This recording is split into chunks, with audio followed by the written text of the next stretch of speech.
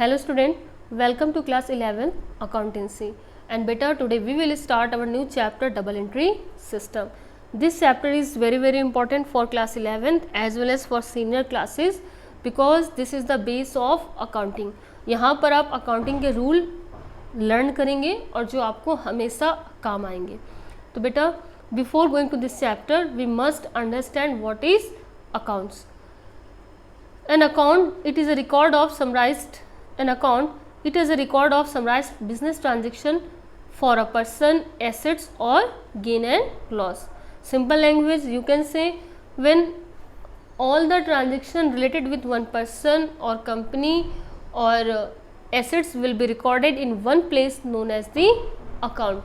Classify करते हैं nature के अकॉर्डिंग, जितने भी ट्रांजेक्शन्स होंगे उनको हम बहुत क्लासीफाई करेंगे अकॉर्डिंग टू देयर नेचर. एक बिजनेस में बहुत सारे ट्रांजेक्शन्स होते हैं.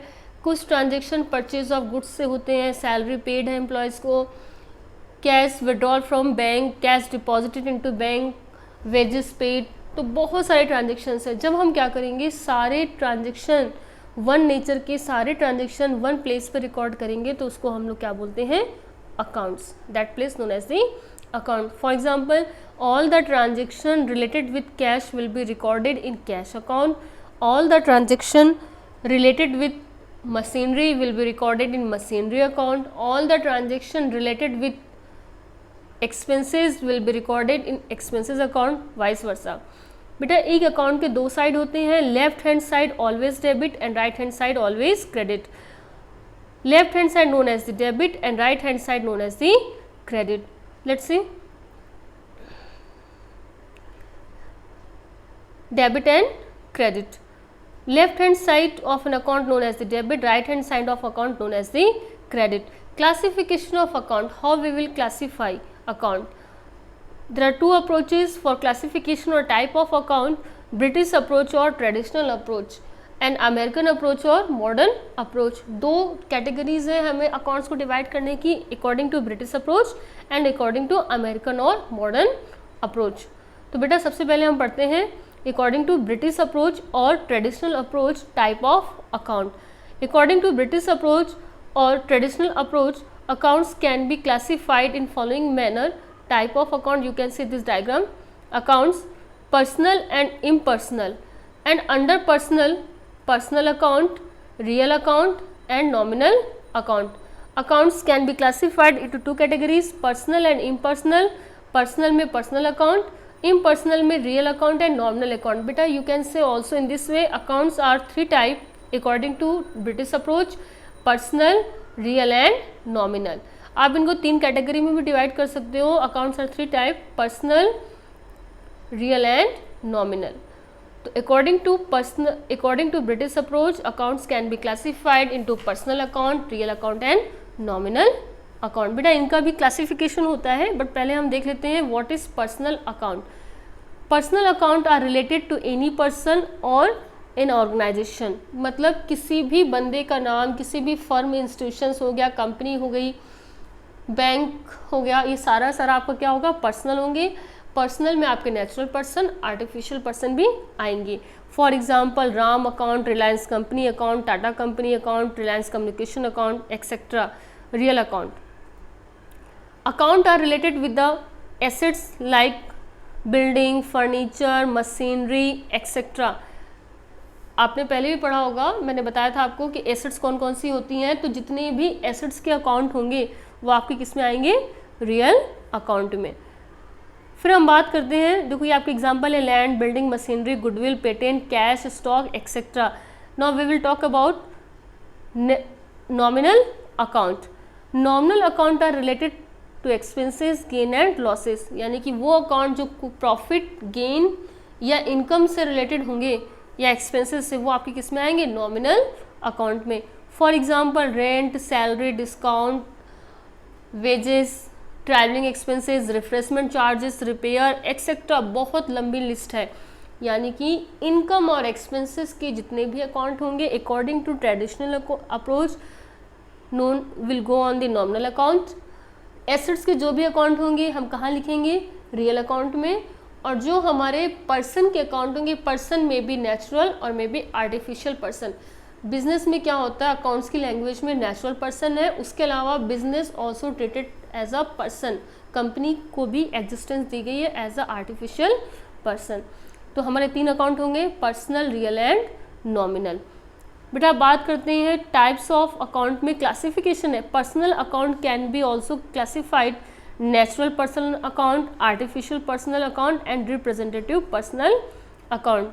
तो बेटा नेचुरल पर्सनल अकाउंट में natural personal account, natural person will come, for example हम और आप लोग जो नेचुरल पर्सन है वो आएंगे, तो Ram account, Shyam account, Mohan account natural person है। आर्टिफिशियल पर्सन जैसे कि कोई institutions, company, firm, organization, school वगैरह, इनकी खुद की अपनी सेपरेट आइडेंटिटी होती है, ये अपने ऑनर से डिफरेंट होते हैं। फॉर एग्जांपल आप किसी भी स्कूल का नाम ले सकते हो, भारतीय पब्लिक स्कूल हो गया, विद्या भारती स्कूल हो गया, या फिर Reliance company, Tata communication, different company के नाम आपके आएंगे, या ऑर्गेनाइजेशन के, इंस्टीट्यूशंस के आर्टिफिशियल पर्सनल अकाउंट में। फिर आप बात कर सकते हो रिप्रेजेंटेटिव पर्सनल अकाउंट में। रिप्रेजेंटेटिव पर्सनल अकाउंट में वो अकाउंट जो सिर्फ एक पर्टिकुलर टाइम के लिए पर्सन को रिप्रेजेंट करेंगे। For example salary outstanding, wages outstanding, given salary given in advance. किसी बिजनेस ऑर्गेनाइजेशन में अगर एम्प्लॉयज़ की सैलरी बाकी रह गई है, सैलरी नॉर्मली एक्सपेंसेस है, लेकिन अगर सैलरी बाकी है तो वो किस में आएगी, आपकी आउटस्टैंडिंग सैलरी में। और बेटा सैलरी अगर बाकी है तो सबकी तो बाकी है नहीं, जिसकी भी आउटस्टैंडिंग है आप उसका नाम लिखोगे, salary outstanding to XYZ, salary outstanding to that particular person. तो जब तक सैलरी देना बाकी है, आप उन लिमिटेड ही तो बंदे होंगे जिनको सैलरी देना बाकी है, उनके नाम लिखोगे, तो वो आपका आएगा रिप्रेजेंटेटिव पर्सनल अकाउंट। एक पर्टिकुलर टाइम तक वो रिप्रेजेंट करेंगे, और जैसे ही सैलरी पे करती गई वैसे वो हमारा क्या बन जाएगा, एक्सपेंसेस। तो यहाँ पर आउटस्टैंडिंग, प्रीपेड, आपने किसी को पहले से एडवांस में दे दिया, आपने पेमेंट कर दिया है, तो वो आपका आएगा एडवांस में, आपको रिसीव्ड हो गया है या आपको मिलना बाकी है। तो prepaid, outstanding, accrued and unaccrued will be part of the representative personal account. Clear. फिर हम बात करते हैं रियल अकाउंट की। पर्सनल में 3 कैटेगरीज होंगी, नेचुरल पर्सन, आर्टिफिशियल पर्सन और representative personal account. Real account, real account में एसेट्स के अकाउंट आएंगे, and assets can be classified tangible, intangible.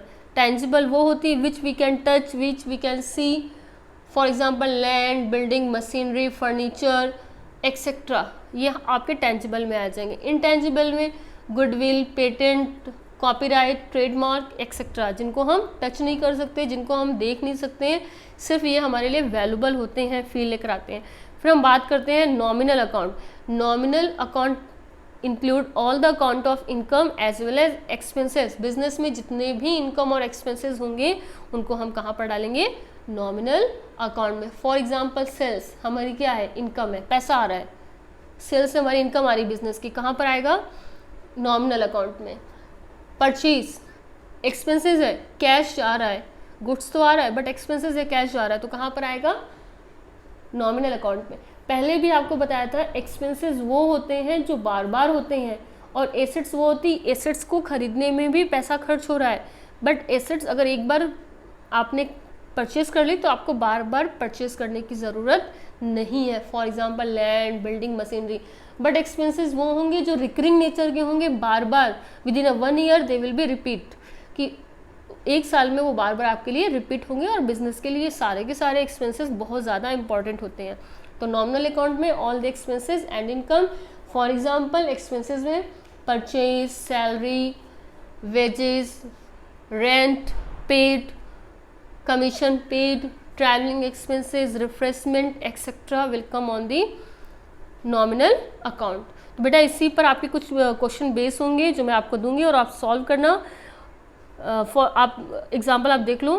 For example Ram account, personal account, machinery account, real account, purchase account, nominal account. पहले आपको ये clear करना होगा, and then we will learn rule based on the personal, real and nominal. I hope you understand.